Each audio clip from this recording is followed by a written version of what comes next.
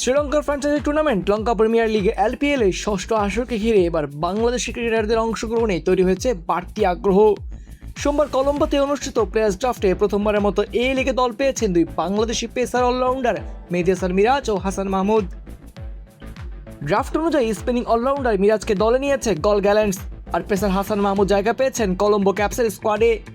এর আগে ড্রাফটের আগেই গল গ্যালেন্টস চুক্তি করে নিয়েছিল লিটন কুমার দাসকে, ফলে একই দলে এবার সতীর্থ হিসেবে থাকবেন মিরাজ ও লিটন। এই ড্রাফটে বাংলাদেশের আরও বেশ কয়েকজন তারকা ক্রিকেটার নাম দিয়েছিলেন, যাদের মধ্যে ছিলেন মুশফিকুর রহিম, মাহমুদুল্লাহ, নাহিদ রানা, তাহিদ হৃদয়, শরীফুল ইসলাম এবং শামীম হোসেন।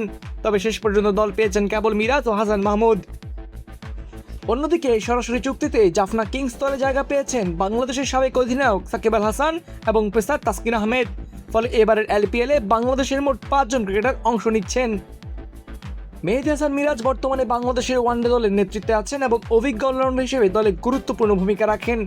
এখন পর্যন্ত তিনি 172টি স্বীকৃত টি-20 ম্যাচে 2276 রান করেছেন, যেখানে রয়েছে 7টি 50। বল হাতে নিয়েছেন 118টি উইকেট। পাকিস্তান সুপার লিগে লাহোর কালান্দার্সের সঙ্গে যুক্ত থাকলেও কোনো ম্যাচ খেলার সুযোগ পাননি তিনি। Which is the world-class cable brand? Walton Cables, নিরাপদ আগামী সংযোগ। অন্যদিকে এটি হতে যাচ্ছে হাসান মাহমুদের প্রথম বিদেশি ফ্র্যাঞ্চাইজি লিগ অভিজ্ঞতা। ডানাতি পেসার এখন পর্যন্ত 102টি টি-20 ম্যাচে 112 উইকেট নিয়েছেন। নতুন বলে তার সুইং বাংলাদেশের ব্যাটারদের জন্য বহুবার ভোগান্তির কারণ হয়েছে। চোট কাটিয়ে ফিরে তিনি সর্বশেষ বিপিএলে নোয়াখালী এক্সপ্রেসের হয়ে 10 ম্যাচে 16 উইকেট নিয়েছিলেন, দলের অন্যতম সেরা বোলার। তিনি 2022 সালে টি-20 বিশ্বকাপ এবং 2023 ওয়ানডে বিশ্বকাপেও জাতীয় দলের হয়ে খেলেছেন। এদিকে মিরাজের সতীর্থ লিটন দাসের জন্য এটি আরেকটি গুরুত্বপূর্ণ আসর। এর আগে 2024 সালে গল টাইটান্সের হয়ে তিনি 3 ম্যাচ খেলেছিলেন এবং 34 রান করেছিলেন। লিটন এর আগে Indian premier league, Caribbean premier league এবং গ্লোবাল টি-20 কানাডা লিগেও অংশ নিয়েছেন। যদিও করাচি কিংসের সঙ্গে চুক্তি থাকলেও চোটের কারণে তিনি পাকিস্তান সুপার লিগে খেলতে পারেননি। সরাসরি চুক্তিতে জাফনা কিংস দলে থাকা সাকিব আল হাসান একবারই আইপিএল খেলেছেন 2023 সালে গল টাইটান্সের হয়ে।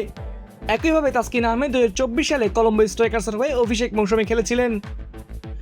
সব মিলিয়ে এবারের এলপিএলে বাংলাদেশের উপস্থিতি বেশ শক্তিশালী।